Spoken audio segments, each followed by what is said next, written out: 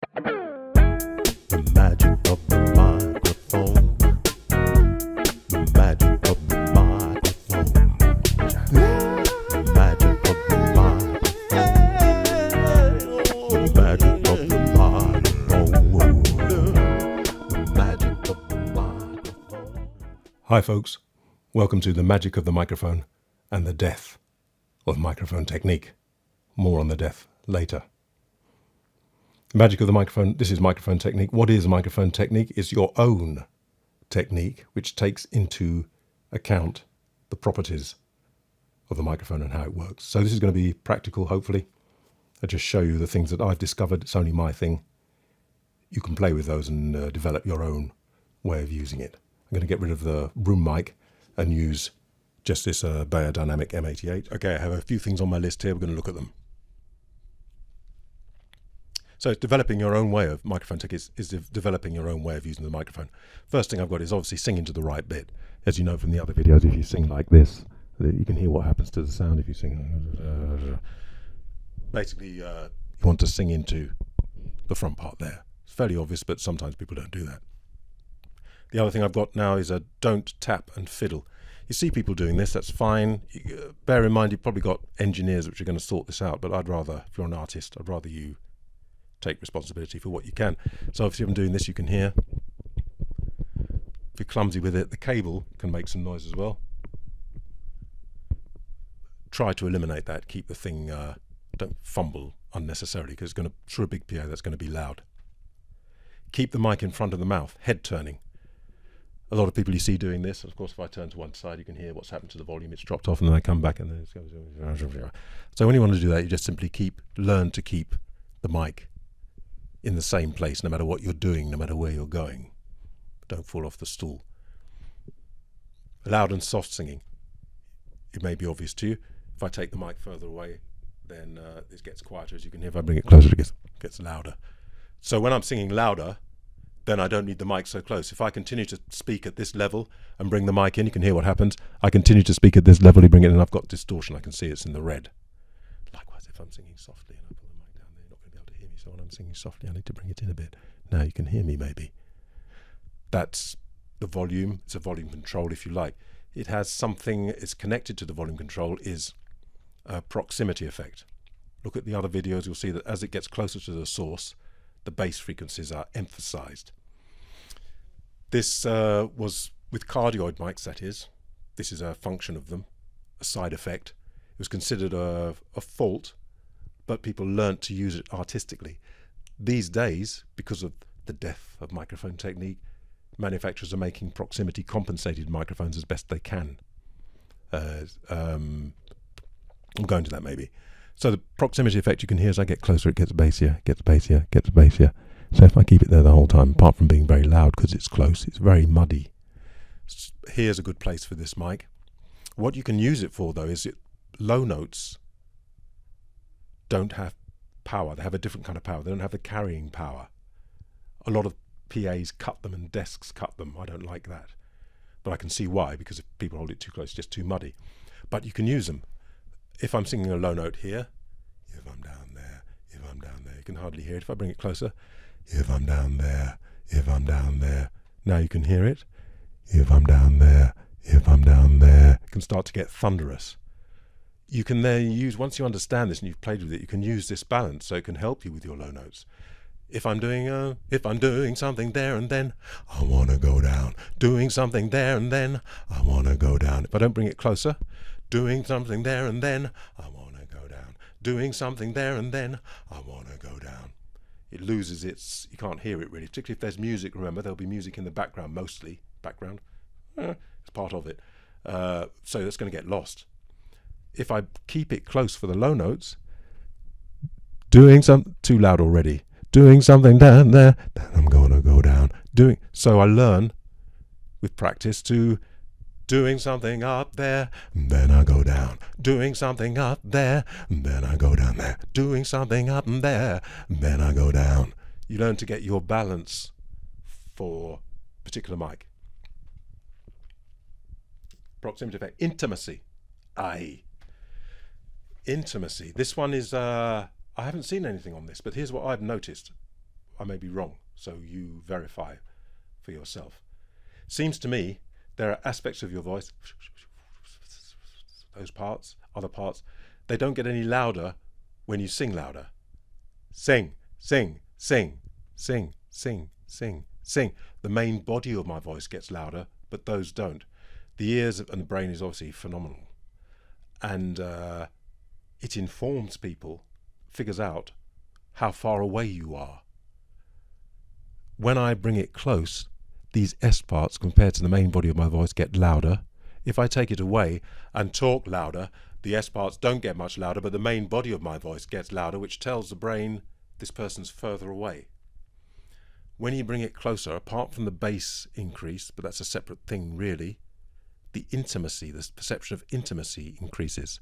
Does it not? As it gets closer here, I'm going to take some of the bass off to see if we can just isolate that.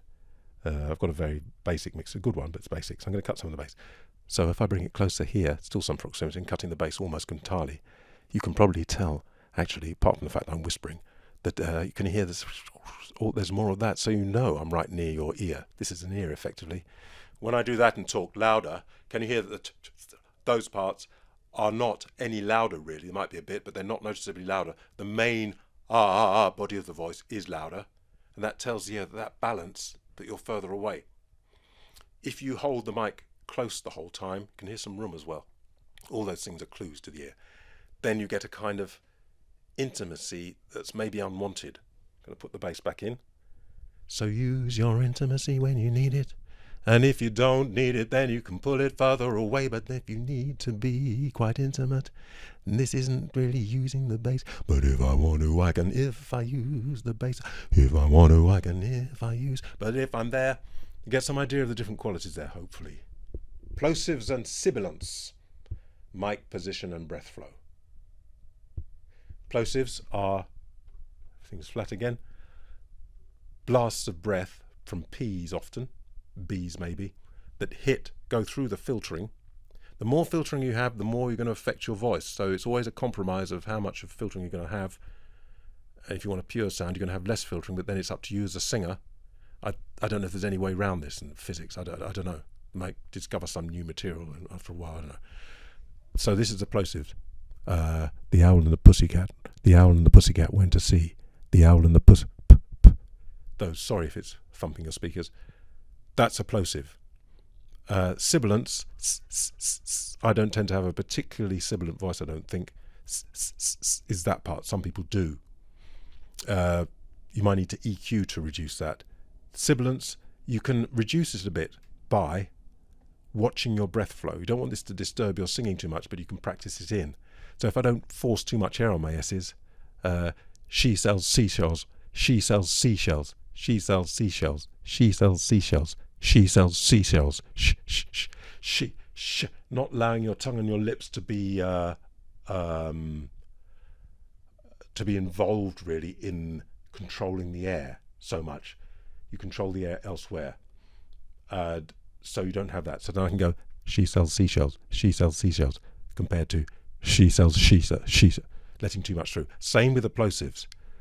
The owl and the pussycat, the owl and the pussycat. I could go, the owl and the pussycat, the owl and the pussycat. Look, it's right close. The owl and the pussycat, the owl and the pussycat. Compared to letting the owl and the pussycat. No good. Okay, so that's one way. That can distract your singing. You can practice it in. The other thing I've found, not with sibilants so much, but with plosives, I discovered this because I often play instruments and sing. And it's in a mic stand, and I have it to the side because I haven't learned the chords and sometimes I have to read them. But I've noticed then that at the side, there's less of a plosive effect. People did say hold it here. What you don't want is the main blast of breath hitting through there. So if you hold it here, the idea is that the breath goes over the top. But I've found the owl and the pussycat, the owl and the pussycat, the owl and the pussycat. You could bring it down there, the owl and the pussycat. That works. The owl and the pussycat, the owl and the pussycat. Oh, it works better than I imagined. I've found the side, the owl and the pussycat, the owl and the pussycat, the owl and the pussycat, the owl and the pussycat. I'm trying not to alter the way I do it, which I did then. So let's do it again. The owl and the pussycat, the owl and the pussycat, the owl and the pussycat, the owl and the pussycat. Side is better, and also controlling the breath. The combination of the two, you're going to be reasonably okay. Just occurred to me that I've got this thing hanging here. Let's see what this does. It's meant for a studio mic, but it doesn't matter. The Owl and the Pussycat. The Owl and the Pussycat does a very good job. The Owl, if I'm going to be clumsy now, the Owl and the Pussycat. The Owl and the Pussycat. Let's sum through compared without the Owl and the Pussycat. You can hear a considerable difference.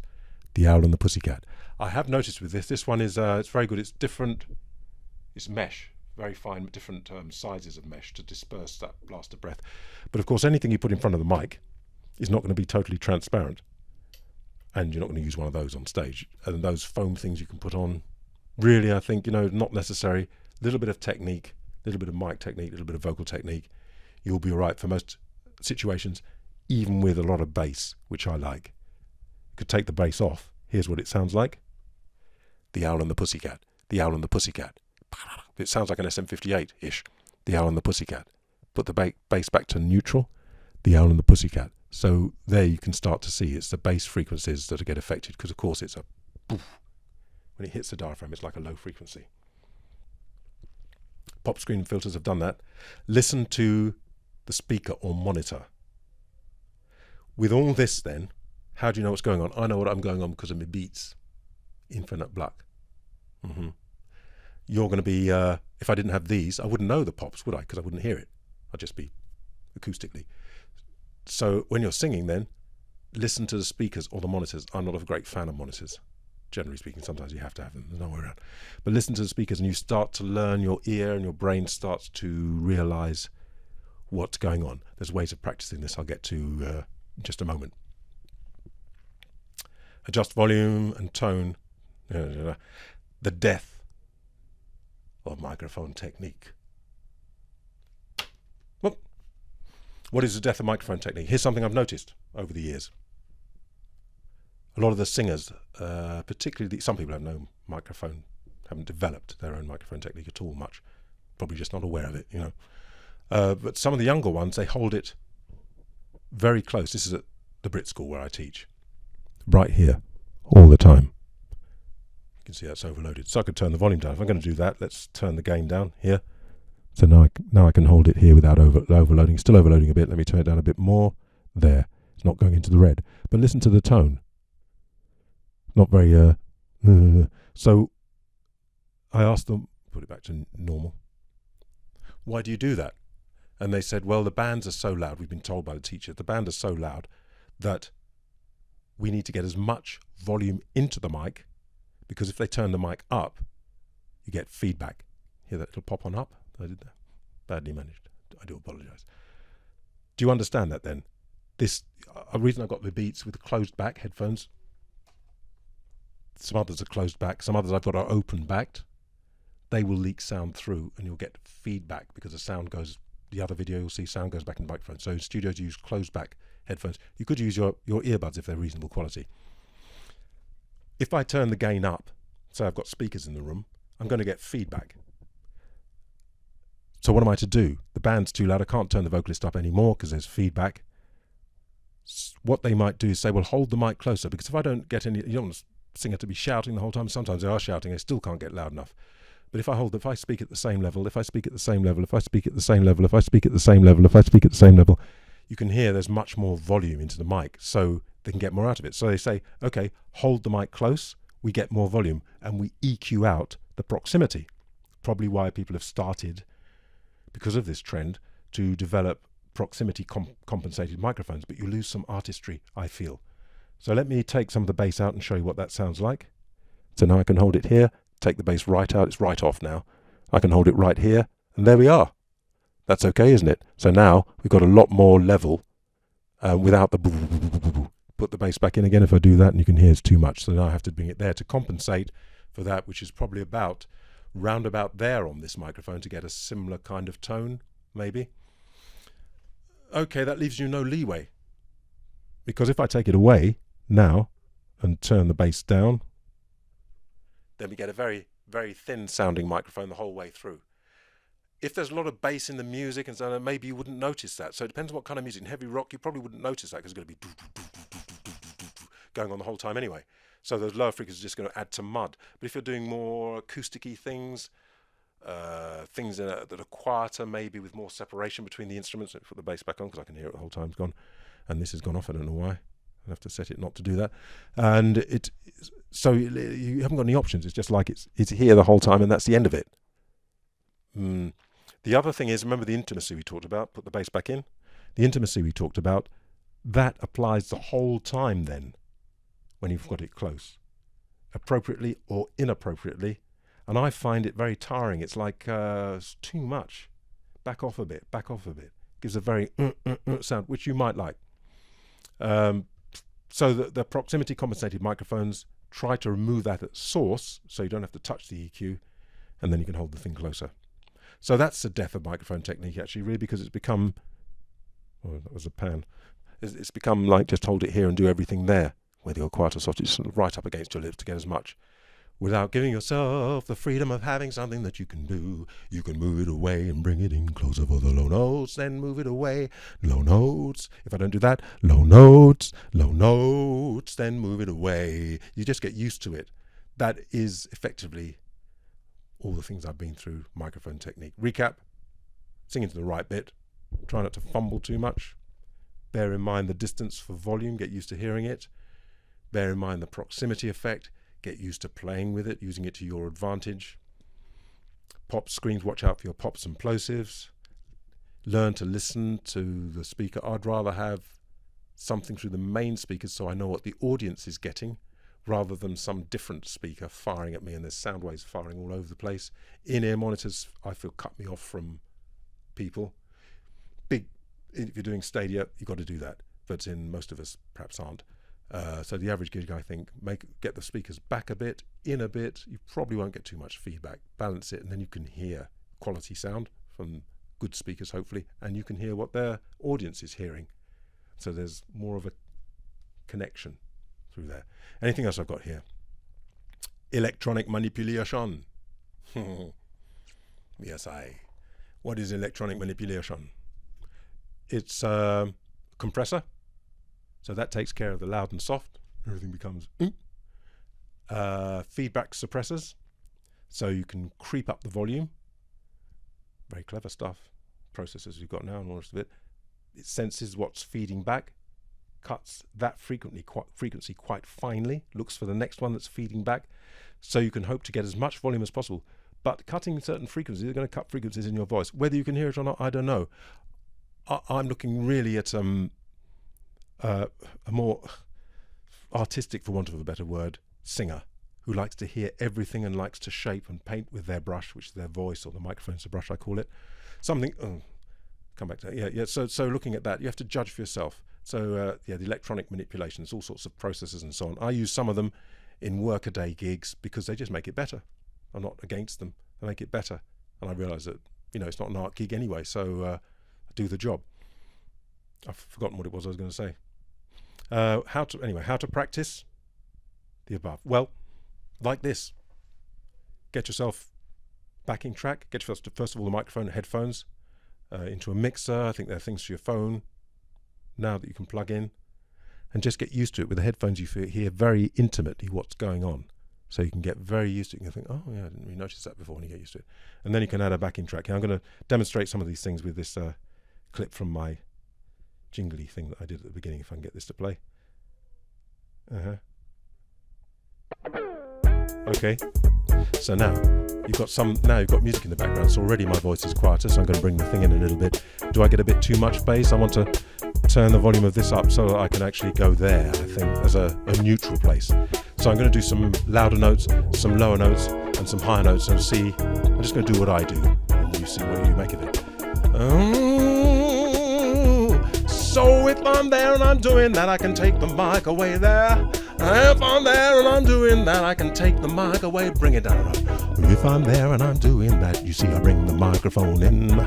If I'm here and I'm doing this low, I bring the microphone in. Leave it there. If I'm there and I'm doing the low things, you can't really hear what I'm doing. But if I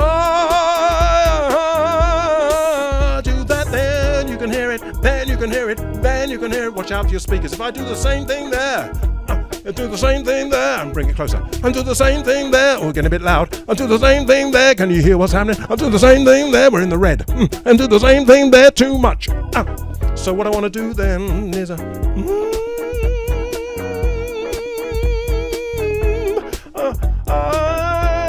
just play with the thing, get used to what's going on with the thing.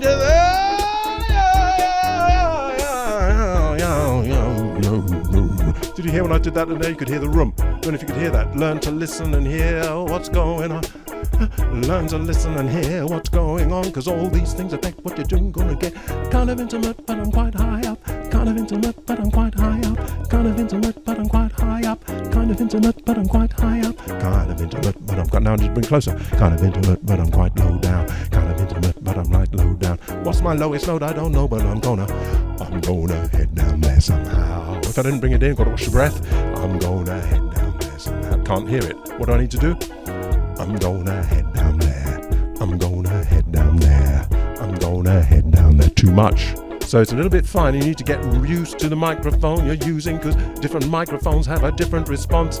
And I've got too many of them. Well, I haven't got too many. I've got lots of them, and I like them. But you got to use one quite a lot. You got to use one and get used to it.